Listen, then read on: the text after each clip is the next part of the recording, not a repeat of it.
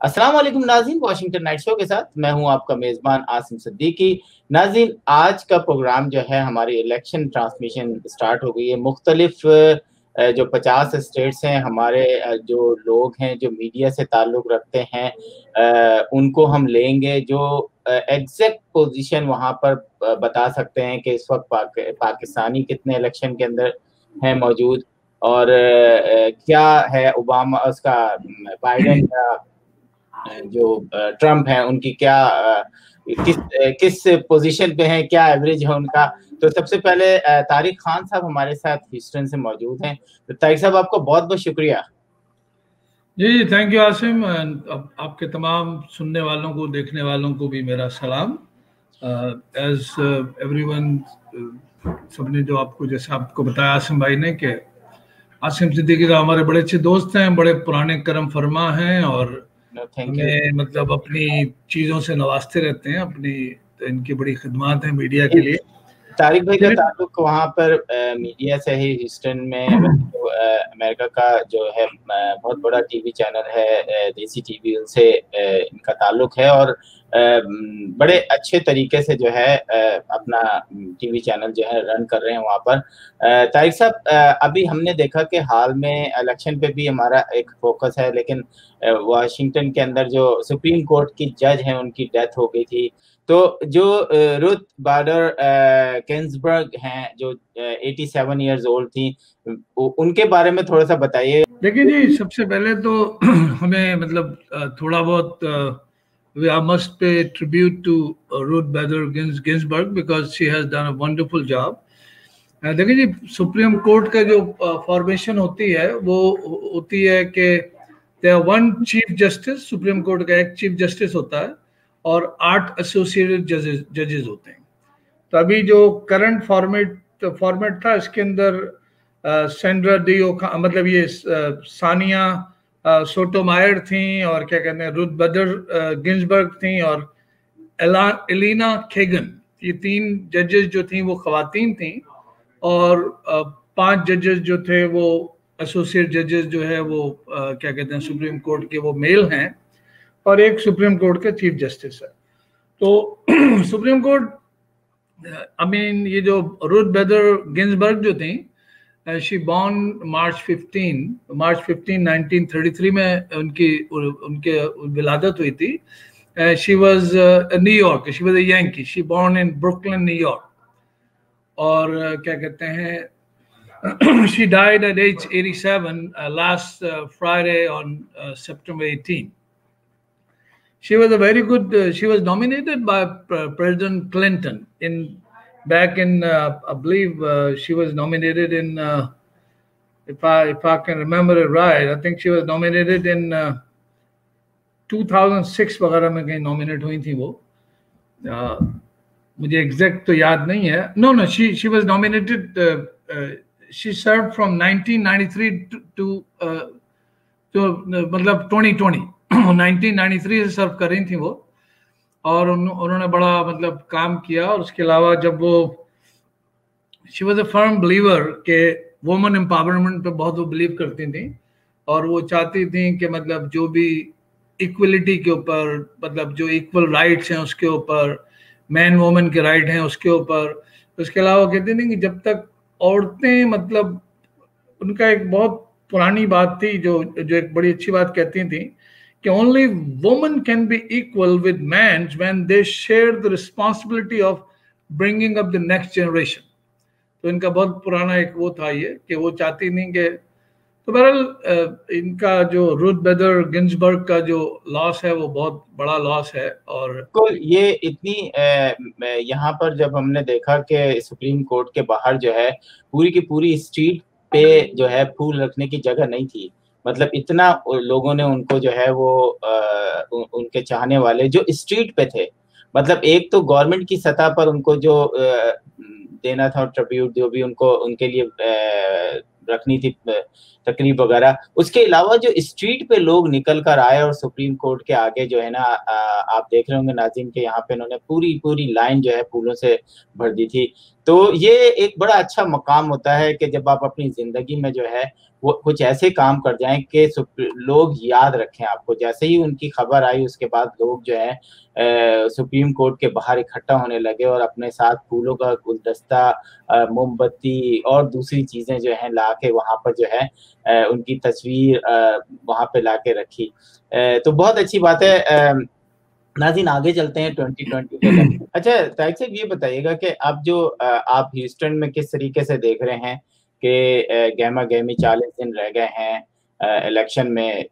यकीनन congressman senators के साथ इलेक्शन होते हैं और उसके बाद बाइडन और ट्रंप मतलब शहरों में और फिर सबब में एक डिफरेंट वोटों का सिलसिला है। तो आप ह्यूस्टन में या उसके आसपास के इलाकों में क्या देख रहे हैं कि गहमा गहमी शुरू हुई है? देखिए, एवरीबडी नोज कि हमारी जो स्टेट ऑफ टेक्सास जो है रेड स्टेट है, तो it's Republican state, but I mean I don't know if the polls are telling the truth or they are just fabricating or whatever. तो पोल में तो बिल्कुल टाई दिखा रहे हैं कि रिपब्लिकन और जैसे कि I remember seeing a poll last few days ago, उसमें वो बाइडन और डोनाल्ड ट्रंप को 48-48 दिखा रहा, आई थिंक हैरिस काउंटी का था या ऐसी था कुछ। तो हमारी काउंटी में तो अभी भी शायद डेमोक्रेट की मेजॉरिटी है और डेमोक्रेट ही आ जाते हैं, लेकिन as a state I think it still is a red state. और देखिए दूसरी बात ये भाई कि हमारे भी बहुत सारे इश्यूज हैं। हमें number one, being a Pakistani, we want to make sure that the president, whoever comes, needs to be a good for our country. That's number one. Number two, we want to make sure the president, whoever comes, needs to be a good for American Muslim. Then, at the same token, we want to make sure that the president has to be a good person for the community at large, for the entire American community. लेकिन हमारे different stake holder. अभी तो हमने जैसे जो pick किए हैं हमारे जो प्रेसिडेंट के हवाले से, वो तो बाइडन और ट्रंप है, लेकिन वहां पर कांग्रेसमैन और सेनेटर्स के भी साथ ही साथ इलेक्शन होते हैं। जी जी। तो उनमें आपको लगा कि कोई पाकिस्तानी या मुस्लिम ह्यूस्टन से या डैलस से या टेक्सास से खड़े हो रहे हैं? Pakistani nobody is running for states, I mean senate के लिए, मतलब सेनेट के तो आपको पता 2 ही कैंडिडेट होते हैं। जी जी बिल्कुल। और वो दोनों क्या कहते हैं, जो जॉन कॉनरेन है और दूसरा वाला, दोनों को मारना बड़ा मुश्किल काम है। टेड क्रूज जो है, वो दोनों जो है बड़े स्ट्रॉन्ग कैंडिडेट हैं, उनको मारना एक अच्छा, तो आपका मतलब है कि वही लोग रहेंगे जो थे पहले? हाँ, तो सेनेटर तो अपनी जगह रहेंगे। अब बाकी रह गया, आप आ जाएं इसकी तरफ, कांग्रेस की तरफ। तो हमारी जो भी डेमोक्रेटिक कैंडिडेट्स हैं, मैंने जो अभी तक देखा है वो कॉन्स्टिट्यूएंसी पे डिपेंड करता है। अगर आपकी कॉन्स्टिट्यूएंसी ऐसी है जिसमें मेजॉरिटी डेमोक्रेट्स की है, तो इनकम्बेंट जो होते हैं वो नॉर्मली 80% 70% वोट ले जाते हैं। और अगर कॉन्स्टिट्यूएंसी जो है रिपब्लिकन की है, इज डोमिनेटेड बाय रिपब्लिकन, तो वो ले जाते हैं। अब लेकिन ये कि I think we are what we speaking today, we are always 30 days away from election. हम इलेक्शन से बिल्कुल 30 दिन दूर हैं, और मेरे ख्याल से with in may be a week or two we'll have a better picture of election इंशाल्लाह। और दूसरी बात, मेरे ख्याल से जो स्टिमुलस का भी बड़ा रोल होगा। स्टिमुलस में भी मतलब देखिए जी, एक I must mention something which nobody talks, यानी ब्लैक लाइव मैटर्स पे बात होती है और चीज़ों में बात होती है, लेकिन जो हमारी इकोनॉमिक कंडीशंस हैं, जो लोग बेचारे small businesses, majority of the businesses wiped out completely. Most of the people working from home, लोगों के पास मॉर्गेज देने के पैसे नहीं है, लोगों के पास फूड के पैसे नहीं है, लोगों के पास गाड़ियों के पेमेंट नहीं है। इस तमाम इश्यूज के बावजूद not a single leader एक भी लीडर अभी तक नहीं उठा जो अमेरिकन कौम को जगा सके कि भाई हम ट्रिलियंस ऑफ डॉलर झोंक देते हैं इधर उधर जंगों में और दुनिया भर की फालतू चीजों में जिसका हमारा कोई ताल्लुक नहीं होता। बिल्कुल। लेकिन अनफॉर्चुनेटली अमेरिकन कॉम जो है ना, अमेरिकन मतलब the whole world is going through a worse scenario ever के मेरा ख्याल से ये शायद ये कंडीशंस जो भी इस वक्त एग्जिस्ट कर रही है आसिमिया, वो थाउजेंड्स ऑफ ईयर में भी ऐसी नहीं आती। बिल्कुल। मतलब we have seen the Harvey flood, we have seen so many disasters होते हैं, चीजें होती हैं, तो somehow हमारी गवर्नमेंट हमारे लोगों की टेक केयर नहीं कर पाती, हमारी गवर्नमेंट इंफ्रास्ट्रक्चर बिल्ड नहीं कर पाती, हमारी गवर्नमेंट ब्रिजेस एंड पुल्स की ब्रिजेस हैं और बायोज हैं और मतलब टनल्स हैं वो आउटडेटेड हैं, एक्सपायर्ड हैं, उसकी टेक केयर नहीं करती। चलें जी, बाकी चीज़ों को छोड़ें। आसिम साहब, ये हमारी जो कॉम है या हमारी जो लीडरशिप है, वेदर डेमोक्रेट और Republican, they not taking care of American citizen, American at large की उनको कोई फिक्र नहीं है। अब देखें ना, ये बिल्कुल, ये आप इसी से रिलेटेड मैं आखिरी बस आपसे वो क्वेश्चन है मेरा ये कि ह्यूस्टन में और हमने देखा टेक्सास में भी काफी कई इलाकों में जो है पानी भरा है और पूरा अंडरपासेस जो है वो फुल पानी से भरे हुए हैं। तो वो थोड़ा सा डैमेज का जिक्र करेंगे आपके, किस तरीके से आप लोगों ने फेस किया, क्योंकि आपका हमें याद है कि लास्ट ईयर तो पूरा का पूरा घर ही पानी में डूब गया था और ऑलमोस्ट डन हो गया था आपने जो हमने देखा। आप जैसे ऑलमोस्ट डन नहीं होता, आपको मैंने फोटो भेजे थे, आपको याद होगा कि our house was almost in close to 7-8 feet of water, हमारा मतलब कंप्लीटली, और it was our property was taken over by the army corps of engineering. Federal government ने हमारी प्रॉपर्टी पे पानी छोड़ दिया था विदाउट अवर कंसेंट, और इतनी चीजें हुई थी। और अभी तक चलिए जी, फीमा ने तो अभी क्या हाल है? अभी थोड़ा सा लॉस ऑफ $500,000 फीमा ने आपको 20-30,000 दे दिया। तो सर व्हाट इज दैट? मतलब did we ask for it? आपने पानी छोड़ा क्यों भाई? पहली बात। दूसरी बात देखें, यही एक और चीज बताऊं आपको, since you asking me a question, we were talking today, हमारे पास 2 रिजर्वायर हैं, 2 हमारे पूल हैं जिसमें पानी ऊपर से आता है, ऑस्टिन से, डैलस से, और ये मतलब अप नॉर्थ से पानी आता है जो हमारे शहर को बोलते हैं बायो सिटी। तो हमारे शहर से पानी होता हुआ गुजरता है, उसकी गुजरगाह है। ह्यूस्टन सिटी जो है पानी की गुजरगाह है, उसको बोलते हैं बायो सिटी, और वो जाता है फिर the water drops into the ocean. तो हमारे यहाँ जो पूल बनाए थे उन्होंने 1935 में बनाए थे, और जो बायोस बनाए थे वो भी 1935 बने। इन 1935 Houston population was may be 35-40,000 people, और एज कंपेयर टू 85 ईयर्स, वो 85 साल पहले जो आपने पूल बनाए थे, उसके बाद फिर आपने आबादी बना दी और दुनिया भर की चीजें कर दी, ना कभी आपने मतलब बायोस को बड़ा किया, ना उनकी कोई रिपेयर की, ना कोई और काम किया, ना एक्स्ट्रा पूल बनाए। मतलब जो रिजर्वायर होते हैं या जो डैम्स होते हैं ना, मतलब हम उसको मुख्तलिफ नामों से याद करने, कोई डैम होता है। ट्रम्प जो जिक्र करते थे अपनी तकरीर में कि हम जो है वो दूसरों के चक्कर में पड़ गए हैं, हम अपने मुल्क का ख्याल नहीं रखते, हम ना ब्रिजेस बनाते हैं ना ये करते हैं, तो वो इसी उसमें जो आपने अभी बताई बातें वो यही बातें थी कि वो बिल्ड करें। लेकिन तारिक साहब, हम इंशाल्लाह आपसे बिल्कुल नेक्स्ट सेशन पे अपने, क्योंकि नाज़रीन हमारे साथ मुख्तलिफ स्टेट से जो है डेली बेसिस पे प्रोग्राम हम करेंगे इलेक्शन के हवाले से, और जिस तरह तारिक साहब ने बताया कि ह्यूस्टन में या टेक्सास के अंदर किस तरीके से पुराने ब्रिजेस हैं और जो डैम हैं उनको जो है अपग्रेड नहीं किया जा रहा, इनसे और भी तफसीली पूछेंगे, और सैलाब के बारे में भी जो अभी हालिया आया है वो भी पूछेंगे। तो तारिक साहब, आखिर में बस मुझे ये बता दें, ओवरऑल अभी ह्यूस्टन का क्या हाल है?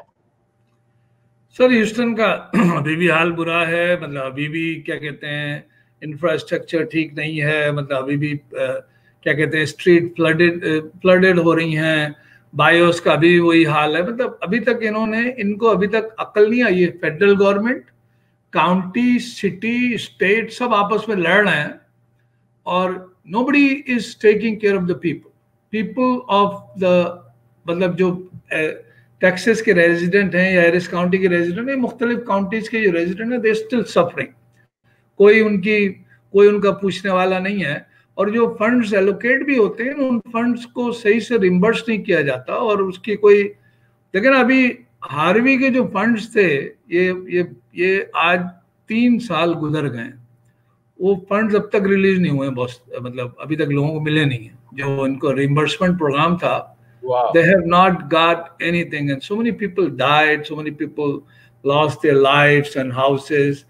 तो ये तो मतलब बड़ी, मैंने कहा ना कि हमारे करते लोग वो अपनी शिकायत कहाँ दर्ज करें, हमने तो नहीं देखा इस तरह से मीडिया पे आता है, थोड़ा बहुत दिखा हुआ कहीं से आ जाता है, लेकिन कोई आपसे ये अर्ज किया ना आसिम भाई, जो मैं आपको बताना ये चाह रहा हूँ कि लोग यहाँ पर उनकी प्रायोरिटीज का समझ में नहीं आता, प्रायोरिटीज हैं क्या।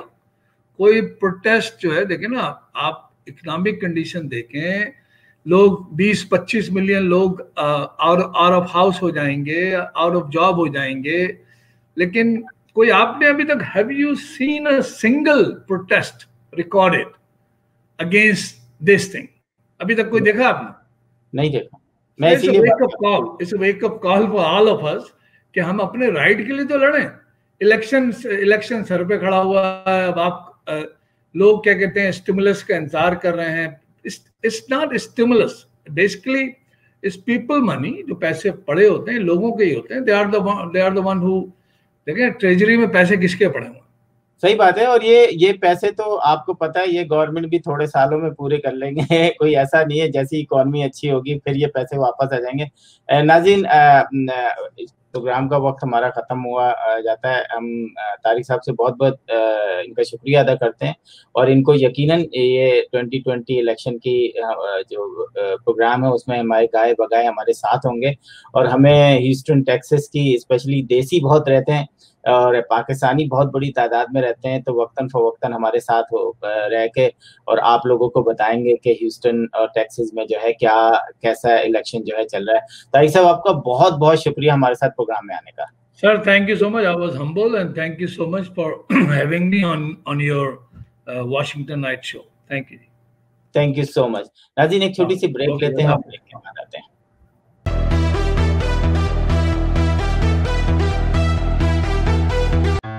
अब आपका होगा अपना घर, सपना घर।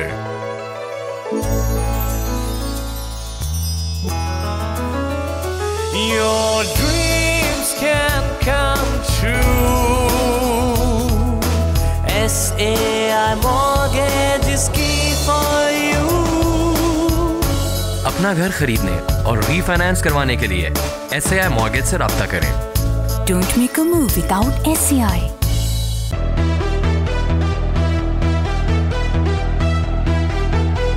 जी, वेलकम बैक। नाज़रीन, हमारे साथ डॉक्टर मोबी वाशिंगटन से मौजूद हैं और यहाँ पर बहुत एक्टिव हैं। यकीनन मीडिया से ताल्लुक है तो खबरें भी बहुत होंगी। डॉक्टर साहब, आपका बहुत बहुत शुक्रिया हमारे साथ आने का। Thank you Asim. अस्सलाम वालेकुम नाज़रीन, सारी दुनिया में hello, good evening, good night. जी बिल्कुल। पूरी अमेरिका के इलेक्शन जो है नाज़रीन, पूरी दुनिया में जो है वो नजर में रखते हैं। बाकायदा कई ममालिक से यहाँ पर सिर्फ इलेक्शन कवर करने आते हैं, लेकिन कोविड-19 की वजह से इस इलेक्शन में भी आपको शायद उस तरीके से गहमा गहमी नजर नहीं आएगी, लेकिन सोशल मीडिया पर एक तूफान मचा हुआ है। और हालिया अभी जो हमारी रिस्पेक्टेबल जज साहबा की डेथ हुई और उसके बाद जो है रिपब्लिकन एंड डेमोक्रेट एकदम आमने सामने आ गए। और डॉक्टर साहब, ये बताइए कि ये जो आमने सामने आके आपने देखा सोशल मीडिया जो है वो भरा पड़ा हुआ है, इवन न्यूज में भी खबरों में भी ये चल रहा है कि ट्रम्प जो है वो पावर में है और वो कर सकते हैं ये सब, लेकिन रिपब्लिकन कह रही है कि नहीं जी, हम आपको करने नहीं देंगे, जो नया प्रेसिडेंट आएगा वो करेगा। थोड़ा सा हमारे नाज़रीन को थोड़ा एजुकेट करेंगे इस बारे में। हाँ, क्या ऐसा है कि जो सुप्रीम कोर्ट के दे आर 9 बेंच पे है, एंड द नंबर जो सुप्रीम कोर्ट का है ये फिक्स नहीं है कॉन्स्टिट्यूशन में। सो इसका मतलब है कि ये बढ़ा या कम या ज्यादा कर सकते। पहले 10 होता था, 10 से 9 हुआ, उससे पहले उससे भी कम होता था। तो ये जुरिस्डिक्शन है मेरी नॉलेज के मुताबिक to the president and Congress. तो वो मिलके they can decide to increase और डिक्रीज द नंबर। अब ये है कि अभी करंट सिचुएशन में जो है वो 6 और 3 जो वो फेयर कर रहे हैं कि अगर वो टेबल टर्न हो जाए तो देन दे कैन नॉट, जो हेल्थ केयर है, जो ओबामा केयर है, उसका सबसे बड़ा नुकसान हो गया क्योंकि इन द पास्ट 5-4 से वो सरवाइव कर गया था।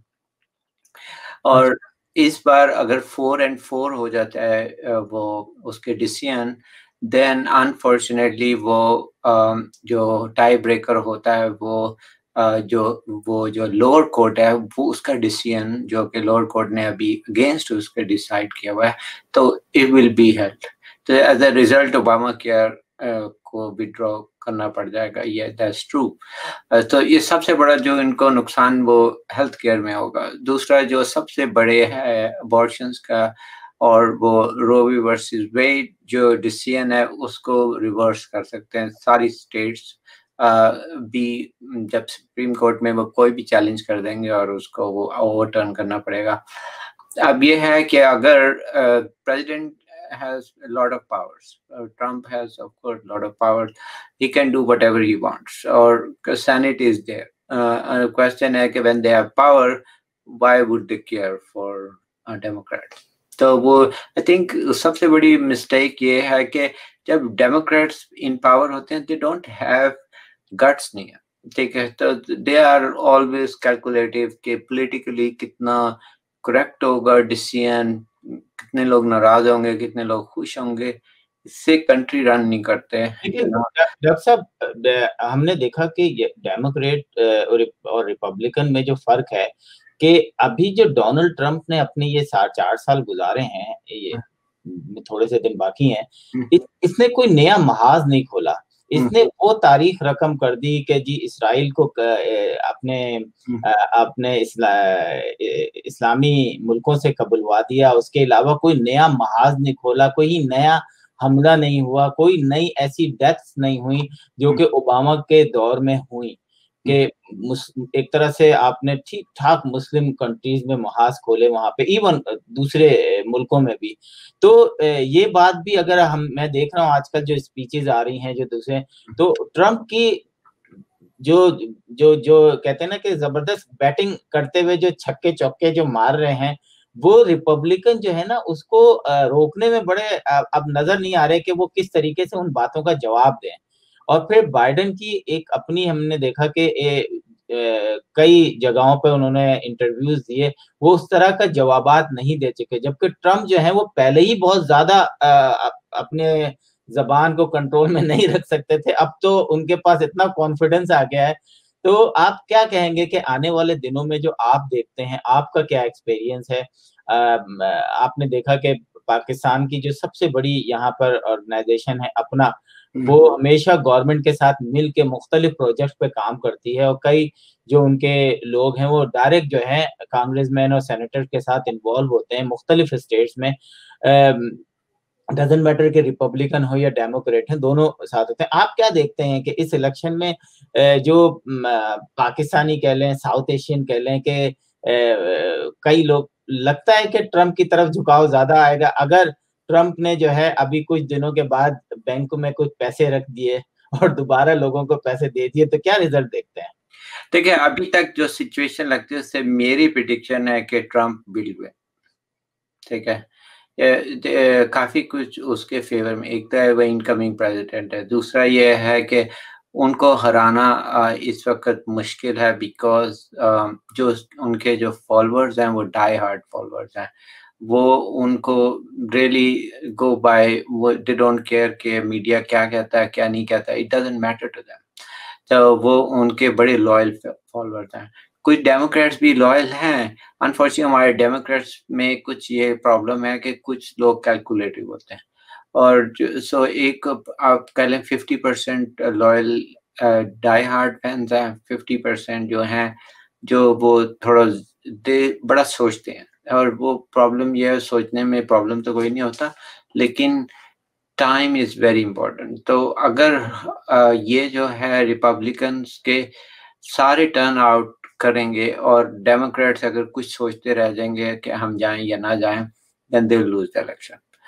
अगर they all show up, और जो teenagers and they जो especially Spanish हैं, if they show up, blacks, so then Democrats will win. Then only they will win. अगर they don't show up and then 50% Democrats जो show up करेंगे, then they will lose the election. क्योंकि उनके they will 99% show up कर दें. It doesn't matter कि उनको क्या हो क्या ना हो, they don't care कि आप क्या उसके बारे में रिपोर्ट्स देते हैं कि कितना ऊपर है नीचे है. तो ये उनकी, I think when Trump decided to run for elections, तो उसने दोनों पार्टीज का सोचा, and he thought कि जो Republicans हैं उनकी लॉयल्टी ज्यादा है, उनको इतनी लॉजिक नहीं देनी पड़ती. You don't have to give too much logic to them कि ये पोल्यूशन ये है वो है. They don't really care about that, all these. ठीक है, उनको पैसे, थोड़ा इकोनॉमी ठीक चाहिए. Yes, they need that. And they don't care about और आप कोई religious कोई उनके against ना जाए. So I think it's very similar to हमारी country में भी है ऐसी, same thing पाकिस्तान में भी, कि अगर if you are more doing religious and इतना progressive agenda ना हो, probably you'll win. You know, there are very conservative majority all over the world. अच्छा, आपने देखा होगा कि हमेशा जब यहाँ पे इलेक्शन होते हैं तो यहाँ पर हमने देखा कि मसाजिद में जो इस्लामिक सेंटर होते हैं उसमें जुम्मे की नमाज के बाद कांग्रेसमैन, सेनेटर्स और दूसरे उनके जो रिलेटेड लोग होते हैं वो आके अपनी अपनी स्पीच करते हैं. डजंट मैटर, किसी एक पर्टिकुलर नहीं, हमेशा मिक्स लोग आते हैं कि कोई भी इस्लामिक सेंटर या नॉन प्रॉफिट ऑर्गेनाइजेशन किसी एक पार्टी के साथ जा नहीं सकता, ये यहाँ का लॉ है.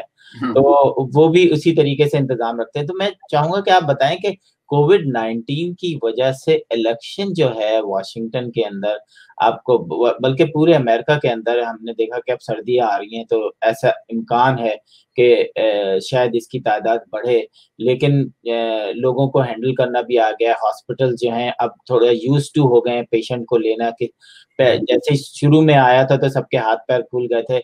मेडिकेशन का अभी कुछ पता नहीं है कब आए. तो थोड़ा सा बताएंगे कि कोविड-19 जो है वो किस तरीके से, जैसे आपने कहा कि जो रिपब्लिकन है उनके तो डाई हार्ड, मतलब वो हर तरीके से आप हाजिर हैं, मतलब वो वोट के लिए भी निकल रहे हैं, वो पब्लिक में भी जा रहे हैं, वो लोगों को कन्विंस डोर टू डोर जा रहे हैं. लेकिन डेमोक्रेट जो हैं, और उसमें आपको ने देखा कि साउथ एशियन कंट्रीज के भी बहुत सारे लोग ऐसे हैं जो कि वैसे तो बहुत एक्टिव होते हैं लेकिन वोट डालने के लिए ना बड़ा मुश्किल होता है घर से निकलना उनका. तो मैं चाहूंगा कि एक थोड़ा सा तज्जिया दे अपने पे कि कोविड-19 इस इलेक्शन पे जो है वो क्या असर छोड़ेगा. कोविड-19 से ये है कि एक बात है कि अभी अर्ली इलेक्शन हो रहा है, तो मैं सबको यही कहूंगा पहले जाके वोट करें. और द मैसिव टर्न आउट अभी आप देखा पिछले वीक पूरे फेयरफैक्स काउंटी, इधर वर्जीनिया में बहुत लंबी लाइन थी लास्ट वीक थे. सो अभी I will actually myself, मैं पहले बाय मेल बैलेट मंगाया था and I am not going to send by mail, क्योंकि वो डिस्क्वालीफाई कर रहे हैं कई votes by mail technicality base पे कि नेकेड बैलेट आप भेज रहे हो, अगर उसको 2 लेयर्स में होना चाहिए था वर्सेस 1 लेयर. एंड ये दिस इज डिजास्टर के. एक बात अच्छा है कि इन्होंने पहले ये सब शुरू हो गया, सो पीपल कैन, जब मेरे जैसे लोग हैं कि दे कैन कैलकुलेट के ठीक है अभी हम इन पर्सन ही चले जाएंगे. We just go, we have till October 31 Virginia में, मेरीलैंड और डीसी एरिया में प्रॉब्ली सिमिलर. तो वो, सो मैं यही कहूँगा लोगों को पहले जाके, और उन्होंने आई थिंक NFL स्टेडियम्स अभी जो है वॉशिंगटन NFL इनका खोल दिया है कि they are going to open that up for voting too, which is a good idea. ठीक है, तो कोविड से यस इंडोर जो है वो कैपेसिटी कम हो जाएगी. Outdoor open stadium, if they can use it, that'll be excellent. Distancing जो process है वो slow होगा. मेल का जो चक्कर था वो I think वो सारा बड़ा controversial हो गया. जो postal service के पास फंड नहीं है, डिले है, whatever is है. अभी उन्होंने drop boxes शुरू करेंगे, remote कई वो स्टेशन बना रहे हैं. hopefully. So I think मेरा अपना in the end it will come down to last 15% जो in my opinion teenage votes जो स्पेनिश हैं, हमारे एशियंस हैं, पाकिस्तानी हैं, इंडियन हैं, वो सब शो अप किस तरफ करेंगे. फेयरफैक्स, वर्जीनिया और प्रिंस विलियम और ये जो सारा एरिया है, इसमें the election is always decided by last 1000 votes. ठीक है, तो that is going to come down to that, इतना नैरो. तो यू कैन वेल इमेजिन जो हमारा जो सदर्न वर्जीनिया है, वेस्टर्न वर्जीनिया है, दे ऑल एक पार्टी को वोट देता है. तो नॉर्दर्न है, एक पार्टी का वोट देंगे. आई मीन मेजॉरिटी, नॉट एक पार्टी बट दे मेजॉरिटी उनकी एक हैवी होती है. So it's all going to be very interesting कि कौन मोबिलाइज करता है. अब कोविड से ये प्रॉब्लम शुरू हो गई है कि अगर मोबिलाइज भी करता है तो can they show up on that day. और उससे पहले कितना, एक बात अब मैं आरबीजी की डेथ से ये हुई सुप्रीम कोर्ट के, this one thing I shouldn't say good thing about death is के वो ये है कि इससे मोबिलाइज बहुत जो जिन्होंने नहीं भी शो करना था, they are going to make sure. बिल्कुल बिल्कुल. डॉक्टर साहब बहुत बहुत शुक्रिया आपका. नाज़रीन, हमारी ये 2020 ट्रांसमिशन जो है इलेक्शन की, ये ऑलमोस्ट हम रोज करेंगे जब एटलीस्ट 3 वीक्स रह जाएंगे. अभी तकरीबन 40 दिन रह गए हैं आज के बाद से. तो हमारी कोशिश ये होगी कि हम लेटेस्ट इंफॉर्मेशन आपको पूरे यहाँ से बैठ के अमेरिका की 50 स्टेट्स में से अपने नुमाइंदों को लेके आपके पास लेटेस्ट इंफॉर्मेशन पहुंचाएं. अभी हमारा प्रोग्राम शुरू हुआ है और अभी इलेक्शन में वो बात नजर नहीं आ रही. एक तो कोविड की वजह से जो है लोग थोड़ा सा अवॉइड कर रहे हैं, और दूसरे ये कि अभी कुछ ऐसी चीजें हो गई कि उस पे सोशल मीडिया पे डिस्कशन बहुत ज्यादा हो रहा है, जिसकी वजह से इलेक्शन के मामलात में थोड़ा सा वो पीछे हो गए. अब चीफ जस्टिस के मामलात को देखेंगे, हम बताएंगे कल आपको कि जो भी लेटेस्ट इंफॉर्मेशन है वो फिर हम आपको बताएंगे. डॉक्टर साहब, आपका बहुत बहुत शुक्रिया कि आप हमारे प्रोग्राम में आए, और यकीनन वक्तन फवक्तन आप हमारे प्रोग्राम में आके वाशिंगटन डीसी से अपडेट कीजिएगा कि यहाँ पर क्या सूरत हाल है. Thank you so much. हाँ नहीं, एक्चुअली मैं शायद कोशिश करूँ कल खुद इलेक्शन हमें वोट डालने के, मेरे पास टाइम हुआ कल या परसों में. डॉक्टर साहब, अगर आप बिल्कुल वोट का करें तो वो हमें भी वहाँ से अगर रिकॉर्ड करके लोगों को दिखाएं, अगर परमिशन मिल जाती है वहाँ पे, क्योंकि लाजिम बात है कुछ रिस्ट्रिक्शंस के साथ जाना पड़ता है. लेकिन नाज़रीन, हम आपको बिल्कुल यहाँ से बैठ के आपको वक्तन फवक्तन लेटेस्ट इंफॉर्मेशन जो है इलेक्शन 2020 जो है यूएसए का बताएंगे. Thank you so much. Thank you doctor साहब. Thank you. Thank you.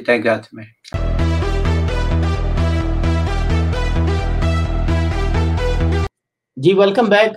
नाज़रीन, पाकिस्तान के हवाले से बात करेंगे. पाकिस्तान के अंदर जो है हमेशा खबरों का गढ़ बना रहता है. उसकी वजह यह है कि पाकिस्तानी जो हैं पूरी दुनिया में तकरीबन हर मुल्क में पाए जाते हैं, और जिन जिन मुल्कों में ज़्यादा पाए जाते हैं या जहां पाकिस्तान की एम्बेसीज मौजूद है, वहां पर जो है गहमा गहमी ज़्यादा नज़र आती है. तो पाकिस्तान के अंदर पिछले दिनों जो है APC का जो इजलास हुआ और ऑल जो पार्टीज वहां पर गई, और जिसके बाद जो है वो नवाज शरीफ का खिताब जो है, और उसके बाद जो है उसके ऊपर एक तूफान बदतमीजी मची. जो जिसका फॉलोअर्स था उसने अपने फेवर, अपने अंदाज में जो है बातें की. जो जर्नलिस्ट जो है वो जो यूट्यूब के चैनल वाले हैं या टीवी चैनल में इख्तलाफ नजर आया हमें. लेकिन इस दफा एक हैरत की बात ये थी कि किसी ने कोई ऐसी डायरेक्शन नहीं दी कि इस तकरीर को रोका जाए, या ये एक बहुत बड़ा रिलीफ था. और हमारे उन इदारों पे जिन पे हमेशा जो है लोग क्वेश्चन मार्क लगाते हैं, मेरा ख्याल है कि अब रिलीज देना बन गया है, क्योंकि एकदम हमने देखा कि पंजाब से जो जिस किस्म की आवाज़ उठी है, और पहले 3 सूबों से हमेशा उठती रहती थी कि जी ज्यादतियाँ हो रही हैं या कुछ हो रहा है, कुछ ना कुछ कहीं ना कहीं. लेकिन पंजाब से पहली दफ़ा जिस तरीके से जो आसिम सलीम बाजवा के केस के बाद जो है उसके बाद तो कोई मतलब अभी तक जो है वो सोशल मीडिया पे वक्तन फवक्तन जो है आसिम सलीम बाजवा जो है वो नजर आते हैं, मुख्तलिफ फिगर्स में नजर आते हैं. तो फौज का जो एक, क्योंकि वो फौज में नहीं है इसलिए हम कोई उसके बारे में कोई ऐसी बात नहीं करेंगे, मतलब फौज से रिलेटेड। लेकिन जब वो थे तो मेरा ख्याल है कि एक बहुत बड़ा क्वेश्चन मार्क फौज पे खुद लग गया है कि वो अपने लोगों को जो है वो या तो सपोर्ट कर रहे हैं या उनके बारे में बात नहीं करना चाह रहे। अभी हमने देखा कि 6 बैंक जो है उन पर जो है मनी लॉन्ड्रिंग के जो है चार्जेस लगे हैं या नहीं लगे हैं, या बात हुई है, कंफर्म नहीं हुआ है, लेकिन खबरें जरूर छपी हैं। वो 6 बैंक कौन से हैं ये देख लीजिए आप कि ये 6 बैंक हैं। इनमें से आखिर क्या वजह है?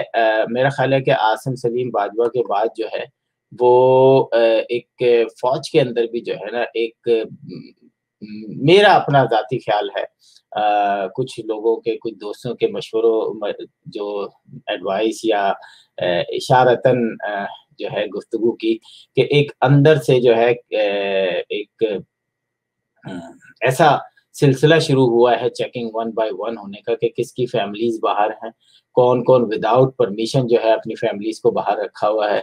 तो आपको बहुत बड़ी तादाद नजर आ जाएगी। काफी लोग जो है वो कहने को दुबई में हैं, लेकिन वो दुबई में नहीं हैं बल्कि कहीं और हैं।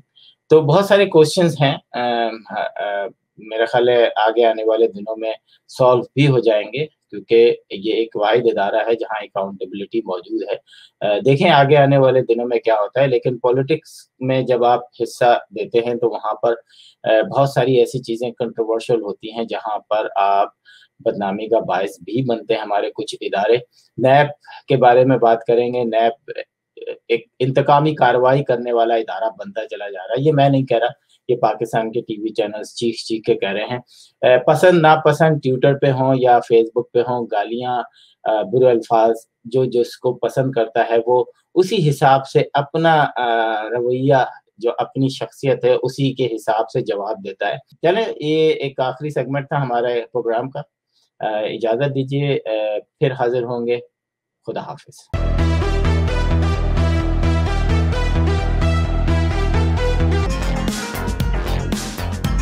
Washington Night Show with Asim Siddiqui.